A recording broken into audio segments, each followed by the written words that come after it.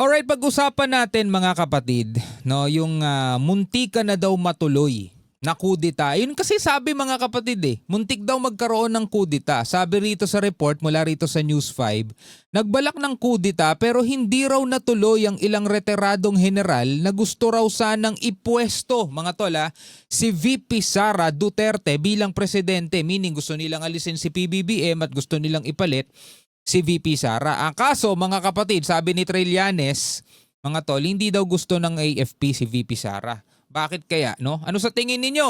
No, well, tayo ay magbibigay lang naman ng opinyon at reaksyon batay sa mga balita na ating mapapanood. Pwede kayo magbigay ng inyong sariling opinyon, mga tol, sa comment section sa ibaba. Well, panoorin na natin to mga kapatid. Huwag na nating patagalin pa. Nagbalak daw ng kudeta pero hindi raw natuloy ang ilang retiradong general na gusto raw sanang ipwesto si VP Sara Duterte. Ang sabi mga tol, yung mga retiradong general ang nagbalak umano o di umano ng kudeta laban sa ating pamahalaan para, syempre mga kapatid, ito'y pag-agaw na ng pwesto kasi gusto nga nilang ipwesto si VP Sara. So pag sinabing kudeta, gagamit sila ng puwersa. So magkakaroon yan mga tol ng puwersa laban sa puwersa kasi gano'n naman talaga ang kudeta. Diba? Yung mga sundalo mag-aaklas, nakikipagbarilan sila sa mga sundalong mananatiling tapat sa konstitusyon o ipaglalaban ng pamahalaan, diba? So dalawa sila maglalaban. Ngayon kung sakasakaling manalo, yung mga nagkukudita, kukunin nila yung presidente mga tol, ipapalit nila kung sino man yung gusto nilang ipalit. Yun ang sabi rito mga tol Sabi rito, ayan ilang retired generals nagbalak magkudita at ipwesto si VP Sara ayon kay Trillanes. Ayon yan kay Trillanes. Ang git naman ng Armed Forces of the Philippines, usok lamang yan at walang pinagmumulang apoy. So hindi daw totoo, no? Chismis lang yan. Nasa frontline na balitang yan si Brian Castillo. Sumiklab ang spekulasyon ngayon. May mga retiradong general umano na nagplano ng kudeta laban kay Pangulong Bongbong Marcos. Dapat yung mga retired generals, mga tol, retired na sila. Ano na lang sila, enjoy life. Diba? Enjoy life. Yung buong buhay ninyo, nailagay na yan sa peligro, sa paikipaglaban sa mga rebelde. Enjoy life na lang. Isasabay daw sana yan noong September 21 na protesta pero hindi naman nangyari. Binalak pa raw Buti naman. ilagay sa pwesto si Vice President Sara Duterte. Ayon kay dating Senador Antonio Trillanes, Pero si Trillanes ang nagpapakalat nun mga tol Ayon yan kay Trillanes. At sabi ng AFP, usok lang daw yan at walang pinagmumulang apoy. Sabing ganon. At hindi naman din natin nakitang nagkatotoo yun mga tol Fourth, aktibong nag-iikot ang ilang retired generals na kaalyado ng mga Duterte para hikayatin ang militar na mag-aklas. Ang target daw, gamitin ang galit ng publiko sa korupsyon at i-divert ito sa pagpapatalsik kay PBBM. Pero tatandaan natin mga tol, kapag may usok, may apoy. Diba? Kahit na sabihin natin hindi nag-aapoy, kahit baga lang yan ang sigarilyo mga tol, may usok pa rin yun. At hindi natin pwedeng baliwalain lang yung mga ganun. Kasi kahit na ang isang sigarilyo mga tol, baga ng sigarilyo, kayang magpasiklab o sumunog ng isang buong bayan. Lagi natin tatandaan yun. Anong ibig sabihin mga tol? Hindi dapat magpakampante. Kasi kapag may mga ganitong usapin, mas lalo dapat maging handa ang ating mga militar. Kung kinakailangan mga kapatid, ikutin nila, loyalty check sila, kailangan yan. Pero ako naman mga kapatid, bilang isang mamamayang Pilipino, ang lagi kong hiling, wag na sanang makialam pa o sana maging manatiling non-partisan ang ating mga sundalo sa usaping politika. Kasi mga kapatid, kapag ang mga sundalo, puinersa nilang mag-upo ng isang tao, tapos yung taong yun sumablay din mga tol, diba? Masisisi pa natin sa mga militar yan. At sana yun mga kapatid yung isipin nila. Wala naman tayong masasabing perpektong tao o santo sa mga yan Pare-pareho lang din halos lahat yung mga yan. Mga tao din at pwedeng magkamali din. Diba? Hayaan natin mga kapatid kasi ibinoto yan ng taong bayan. Na taong bayan din syempre ang huhusga kung magugustuhan ba nila yung performance o hindi. Kung sakasakaling talagang ang ipwenesto ng taong bayan, inihalal ng taong bayan, kurakot. Not necessarily the president. For example, mga congressman, di ba? Binoto din natin yung mga yan. Kurakot mga tol, di ba? Bakit yung iboboto pa ulit sa susunod? Di ba? Tuloy natin. Very active yung grupo ng mga Duterte. Ang objective nila is to install Sara as president, ano yung threat level? The threat level is nasa mid, no? Mid or medium level. Kinumpirma rin ni Senador Ronald Bato de la Rosa na galit ang ilang retiradong sundalo at pulis dahil sa pangungurakot sa flood control projects. Di ba mga kapatid, inamin din naman ng DPWH, kahit naman yung mga naunang presidente pa, may mga korupsyon na rin naman talaga nangyayari. At hindi natin pwedeng sabihin mga tol, na dito lang sa administrasyon na to ang may korupsyon. Noon pa, sabi nga nung ibang artista baby pa lang kami, kurakot na kayo di ba? Sabing ganon. Totoo lang mga tol, di ba? Ang problema mga kapatid, nagkakaroon din ng inflation yung korupsyon nila Dati 10% lang daw nung panahon ni Pinoy.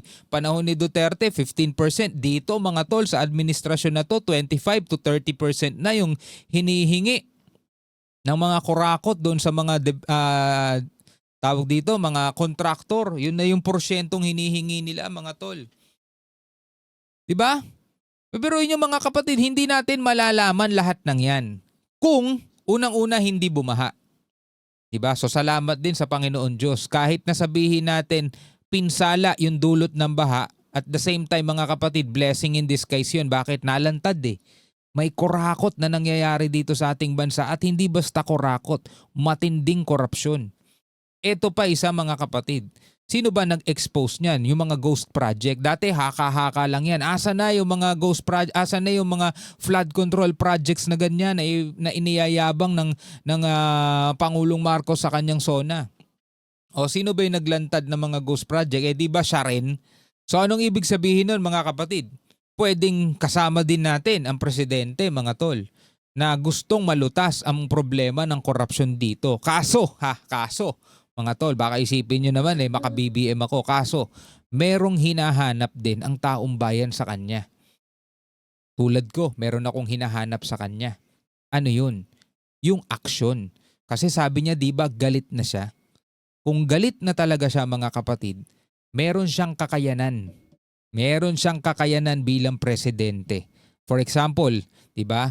Sabing gano'n, nag-retire na daw yung yung itinuturo si Saldico, nag-resign na. Bakit hindi ipakansela yung passport nun? Yun nga rin yung sinasabi ni Ted Pailon 'di ba? Bakit walang kumikilos para ipakansela yung passport nun?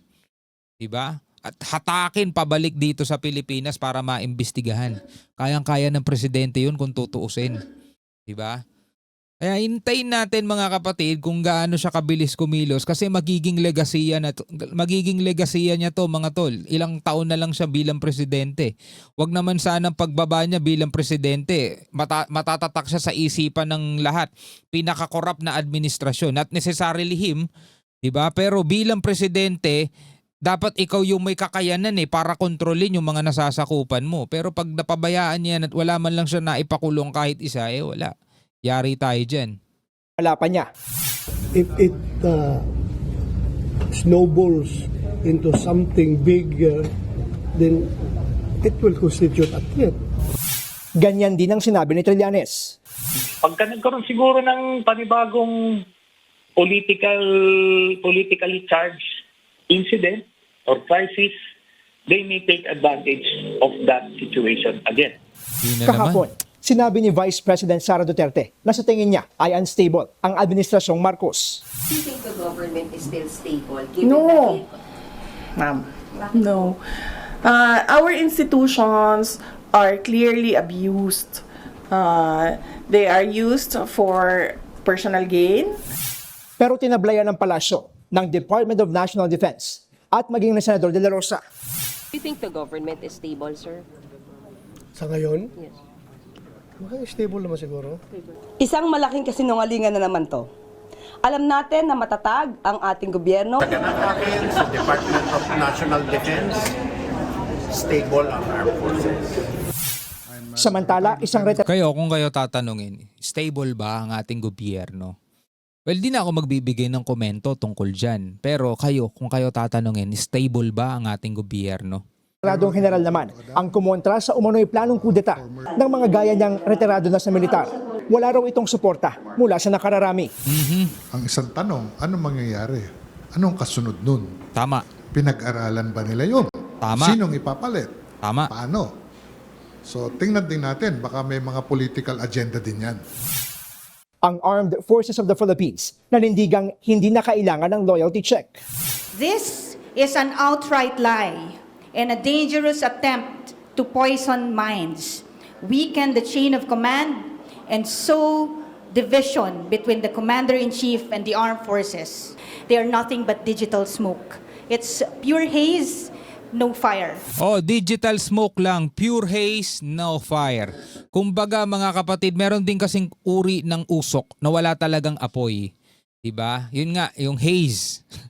Pwede yun mga kapatid, yung mga anong tawag dito? Yung mga hamog. Yun mga tol. Kung titignan mo para siyang usok, pero walang apoy yun. No? At yung hamog na yun, mabilis lang din mawala. 'Di ba? Maging si Defense Secretary Gibo Teodoro nanindigang hindi kudeta ang solusyon sa korupsyon. Tama naman hindi talaga kudita mga tol.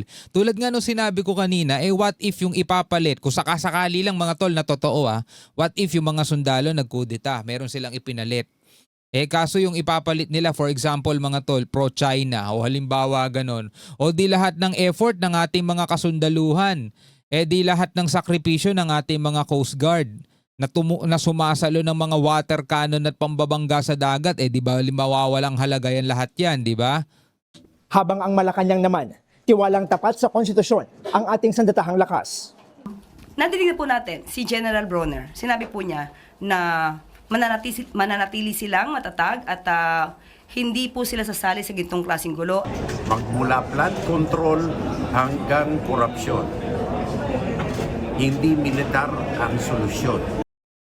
Tama Ang solusyon ay pagpapatatag at papagtibay ng ating mga institusyon. Nagbabalita. Well, marami kasing gustong makisali na ang militar. Ako naiintindihan ko yung gusto nila dahil nga wala na silang nakikita pang maayos mga tol. Ultimo sa hearing mga kapatid, para tayong niloloko na lang ng harap-harapan. Kita-kita nyo naman, di ba? Huwag na nating talakayin pa yung hearing. So ang gusto nilang mangyari is makialam na yung militar dahil umaasa silang etong mga militar na to is tapat. At puwersa to mga tol na kaya talaga magpabagsak ng gobyerno o magpanatiling matatag ng isang gobyerno. Kaya kapag ang militar ang kumilos, talagang malaki ang magiging pagbabago. Pero tulad nga nung sinabi natin mga tol, hindi talaga dapat makialam ang mga militar, mga tol. Meron silang tungkulin na sinumpaan na pananatilihin nilang kapayapa ang ating bansa. Sa konstitusyon sila sumumpa, hindi sa kahit na kanino mang politiko. Imagine nyo mga tol kung ang militar kikilos para mag-upo ng isang panibagong leader, di hindi na sila sa konstitusyon sumusunod niyan sa isang sa isang tao na lang. Diba? Mali yun. Paano natin sila masasabing tapat sa konstitusyon kung bigla silang magpepwesto ng isang tao? Ang pagpepwesto ng isang tao, yan ay kapangyarihan ng demokratikong bansa. Lahat tayo mga kapatid may karapatan at may boses tayo dyan. And tanong, lahat ba ng Pilipino sang-ayon kay VP Sara bilang maging presidente? Diba? Kasi kung ang militar ang masusunod, mababaliwala naman yung karapatan ng taong bayan. Kaya nga dinadaan sa halalan yan Diba? Dinadaan natin sa halalan para yun ang patas. Kung sino majority na mananalo at makakapagbigay ng mas mataas na boto dyan sa tao, sa isang taong tumatakbo, yun ang panalo. Dapat irespeto ng mga talunan.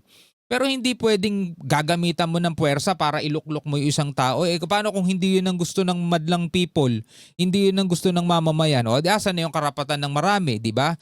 Kaya nga dapat hindi talaga nakikialam ang ating mga sundalo, di ba? Anyway, bilang mga Pilipino, ano ang inyong masasabi rito? Comment na lamang kayo sa ibaba. Hanggang sa muli, ako nga pala si Shobaldi. Peace out.